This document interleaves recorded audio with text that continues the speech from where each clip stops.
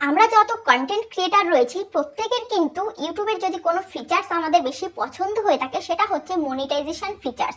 YouTube যে monetization করছে প্রত্যেক চ্যানেলকে, এটা কিন্তু এই ফিচার্সটা কিন্তু আমাদের প্রত্যেকের কিন্তু সব থেকে আগে পছন্দ হয়। কারণ কি? কারণ এটার মাধ্যমে আমরা ইউটিউব থেকে টাকা ইনকাম করতে পারবো। তো সেই মনিটাইজেশনে কিন্তু একটা সময় তোমার চ্যানেল থেকে কিন্তু ডিসেবল হয়ে যেতে পারে এই ভুলে। কোন ভুলের কারণে? আজকে যে ভুলটা বলবো এই ভুলের কারণে।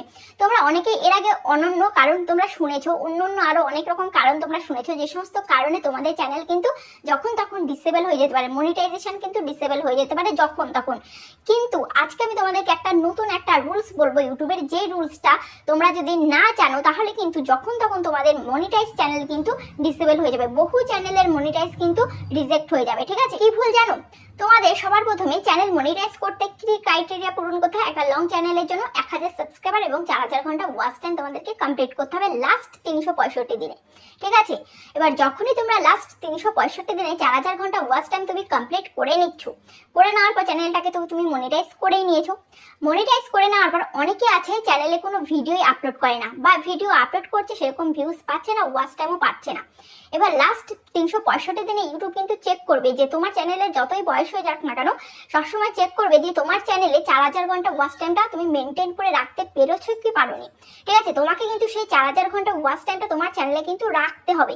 যখন ইউটিউব দেখবে যে তুমি রাখতে পারছো না, মেনটেন করে রাখতে পারছো না, তোমার 4000 ঘন্টা ওয়াচ টাইমে তোমার কমে আসছে, মানে ঘাটতি হয়ে যাচ্ছে, তখন কিন্তু ইউটিউব তোমাকে একটা মেল পাঠাবে। ঠিক আছে?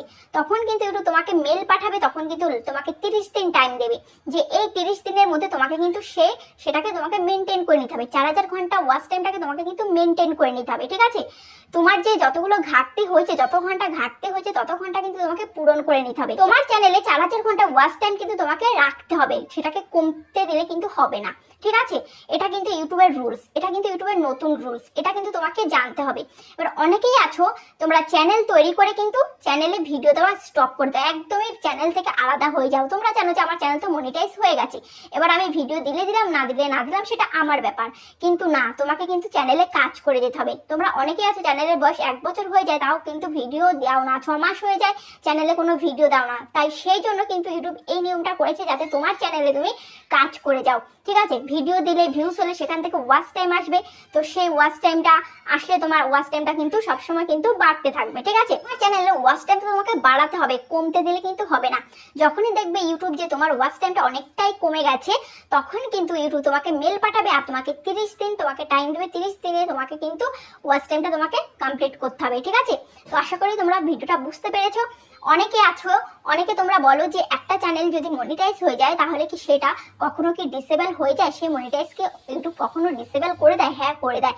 এই যে এই ভুলটার কারণেও করে দেয়। এছাড়াও ইউটিউবে প্রচুর ভুলস রয়েছে যেই ভুলের কারণে কিন্তু তোমাদের মনিটাইজ চ্যানেল কিন্তু যে কোনো সময় কিন্তু ডিসেবল হয়ে যেতে পারে।